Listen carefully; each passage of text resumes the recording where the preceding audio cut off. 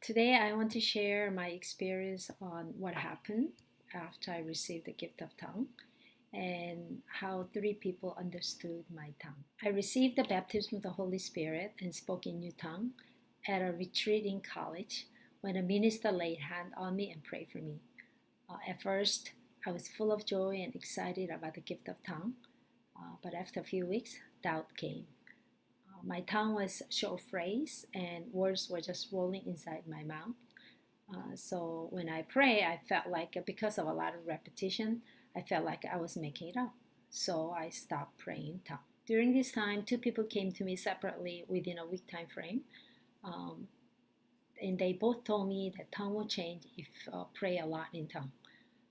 So I thought to myself, if tongue changes, that means I'm not making it up. So I decided to set aside 30 minutes every day and pray in tongue to see whether it changes. At first, it wasn't easy. It was very dry and hard because I didn't understand what I was saying. But I kept at it because I wanted to see whether my tongue changes. It must have been a few months into praying in tongue daily. I started to get new tongue.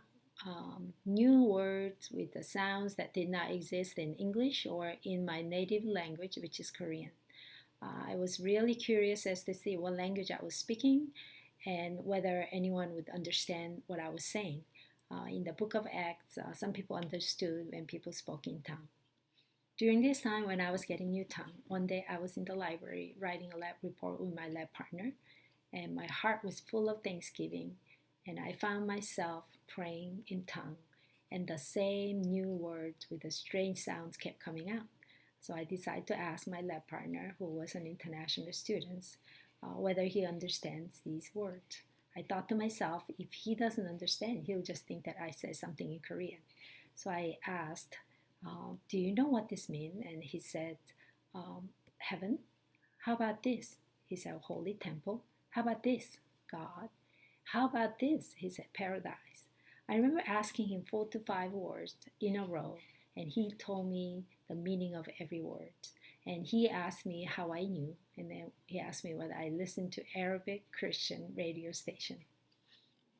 This happened when I was in grad school. I was living with a very nice Christian roommate, and we used to pray in tongue 1 hour every night. One day, while we were walking from the library to the school apartment, I sang in tongue. She asked me whether I knew what I just said in tongue. I said I didn't know. She told me, you just said, I worship you in Spanish. I knew she spoke fluent English, Korean, and Japanese, but I didn't know she even knew Spanish. She told me that her father was a Korean ambassador to different countries, and that's how she learned all these languages. This happened when my kids were little, probably early elementary school year. One of my friends just received the gift of tongue, and she wanted to pray together with me.